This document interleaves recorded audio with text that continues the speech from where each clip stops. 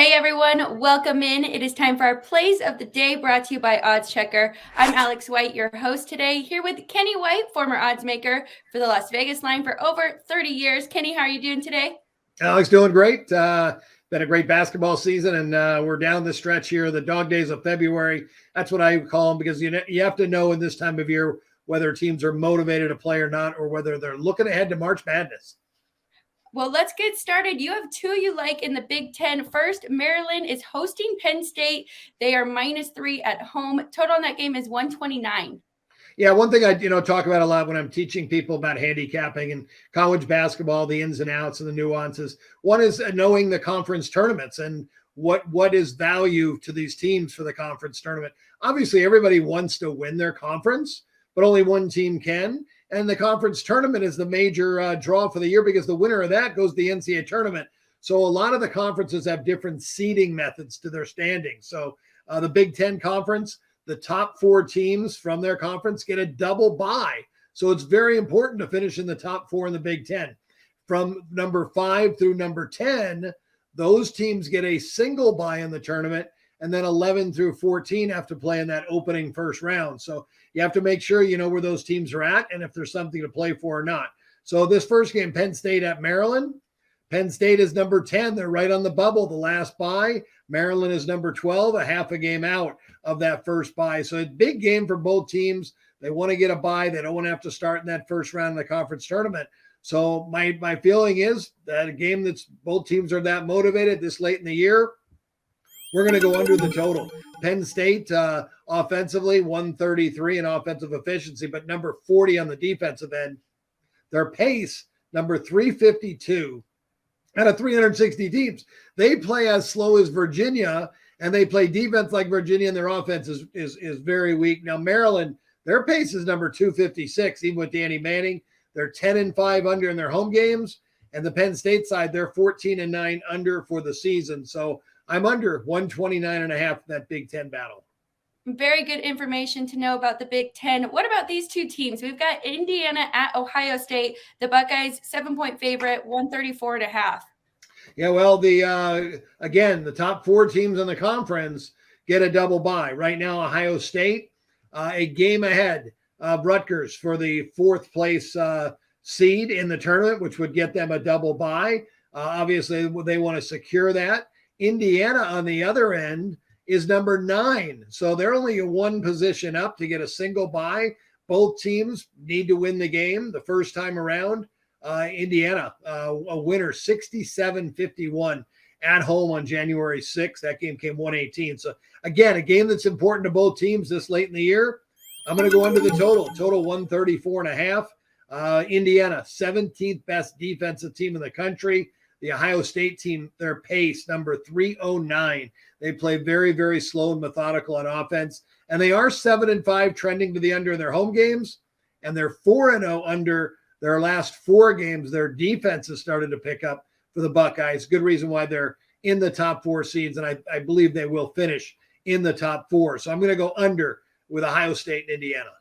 Okay, both unders in the Big Ten. Let's look at a Missouri Valley game. Evansville at Valparaiso. Crusaders are -9. That total is 125. And Missouri Valley contest that right now, this is a meaningless game for both teams. Knowing the conference tournament, the top 6 teams in the Missouri Valley get a bye. 7, 8, 9, and 10 all have to play a first round game. Right now, Valpo is the 7th ranked team. They are 3 games behind number 6 with 3 games to go. They are locked into that 7 seed, and Evansville, the 10th seed. So these two pretty much on course for an opening round conference tournament game, and they just played on Saturday.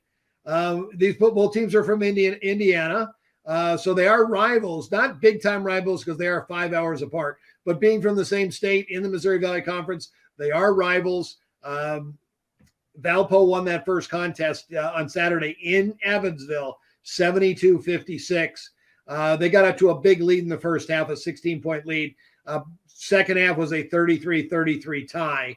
Evansville with that home revenge, +9, meaningless game for me. I like it. Valpo really hasn't played that well down the stretch. Before that win on Saturday, they had lost 5 of their previous 6 games. So I think Evansville bounces back here, gets the revenge. They stay within the number. Okay, I like that revenge factor. Looking at the Big 12, we have Baylor Bears at Oklahoma State. Baylor -4.5, 138.5 is the total. What do you like in this one? Yeah, well, Baylor, the favorite on the road, as they should be, one of the top-ranked teams. Oklahoma State, another, you need to know what's going on, the motivation for these teams. Oklahoma State, ineligible for conference tournament play, ineligible for NCAA play this year. I think they have 4 games left in their season. This would be a big one for them. Playing the Baylor Bears at home, knowing they're an underdog at home. This is a game they will show up. They already beat Baylor this year. They beat Baylor earlier in Waco, 61-54. So Baylor has revenge, and I still have a play. I think the number is a little too high on the Baylor Bears. I like Oklahoma State plus the 4.5. Now, Baylor lost their starting center. Probably butcher his name, Jonathan Tahachwa is out for the year. A 2-point loss to their power rating. They've been without their leading scorer, LJ Cryer, now for 7 games.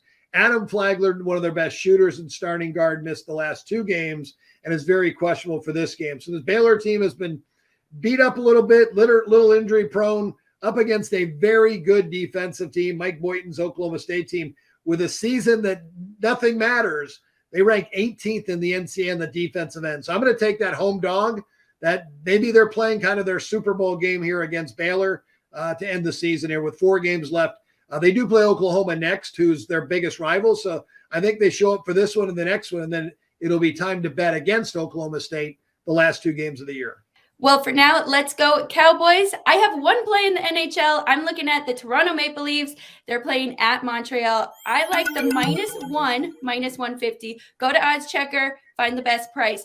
Toronto is beating teams by 2-3 goals, very high scoring games. You can also get -3 goals for plus money at +320. So Montreal's playing on back-to-back nights. They are just 1-5 this season on back-to-back nights, losing those games by an average of 2.8 goals per game. They are 2-10 against division opponents. They are 6-18 at home. So it's a little bit of a fade against the Canadians, but also on the other side, the Maple Leafs are 8-2 against division opponents and just having an all-around great season. So that's my NHL play. We got Kenny's college basketball plays. Best of luck, everybody, this Monday. I'm Alex. He's Kenny White for Odds Checker. We'll see you next time.